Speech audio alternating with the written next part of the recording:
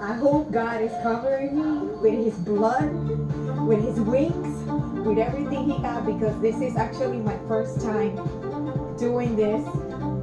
My first time walking around like this. I'm embracing what I believe on. I gotta be the example right here. Gente, I hope God is covering me with his blood. I know I keep repeating it, but wings, with everything he got. I tried retweeting it. My first time doing this. My first time walking around like this. I'm embracing what I believe on. I gotta be the example right here.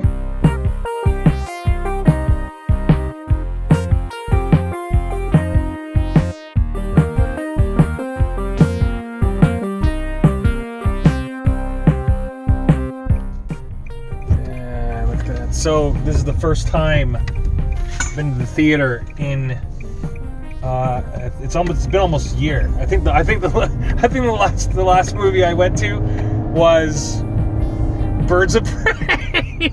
I think it was the last movie I saw was Birds of Prey in the theater, at least. I could be wrong. I'm gonna have to get back to you on that, but that's what I think. I'm gonna go see New Mutants now. Well, I'm gonna go to see this movie. Apparently, it's just.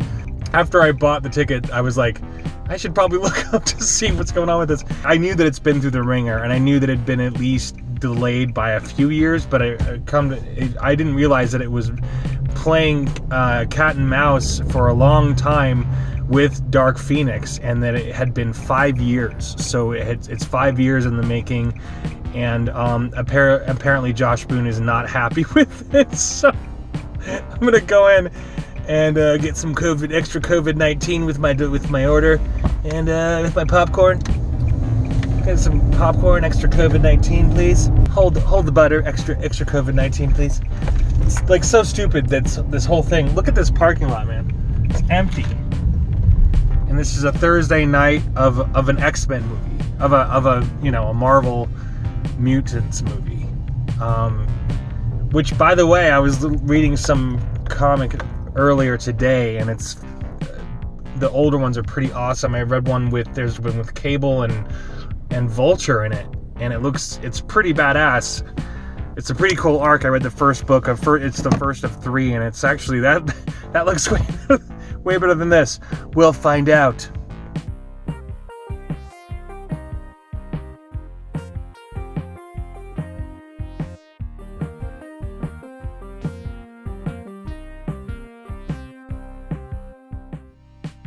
Parking lot.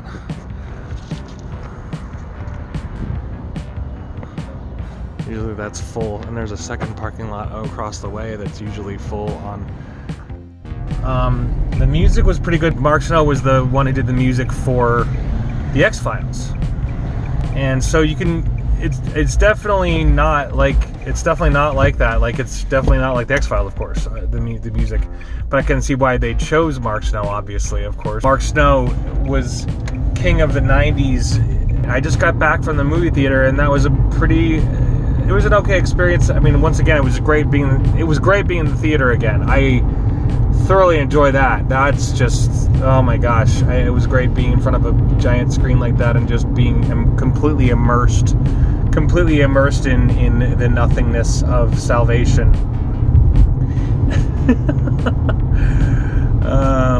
The fallacy. I think the weakest part of this film was the acting. The acting wasn't as stellar. The blonde, what's her name from The Witch? She was definitely by far she led the pack as far as being able to selling her character to the audience. Like she's a total biatch, but you love her by the end of the movie, that's awesome.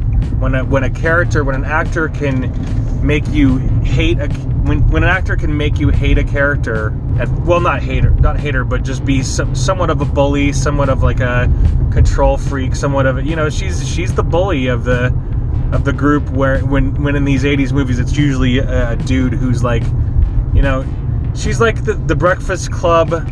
Smoke 'em up, Johnny.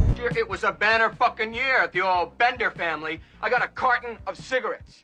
The old man grabbed me and said, "Hey, smoke up, Johnny." Okay, just go home and cry to your daddy. Don't cry here, okay? Thinking about getting a scholarship. Don't you want to hear my excuse? Out! Thinking of trying out for a scholarship. It was a fun movie, but definitely not anything to like write home about. What do? The entire movie is just them at this facility. It's at this, this hospital, this, pretend hospital, this place where they're being imprisoned. But it's actually the same place that was Shutter Island was filmed, so that's actually good. The bear was amazing. The bear scene at the end was fantastic. And the things that she's able to do, that Danielle is able to do, are pretty interesting, and the things that come out of her that she can't really control. And so I think the general probably one of the biggest takeaways from this, of course, is that all of them, there's not one single mutant who's really got a hold on their power, except for the blonde. She's the one who's definitely the one who's got everything together. She's got, or at least she's well on her way to understanding her power, whereas everybody else in the entire group, in this entire Breakfast Club /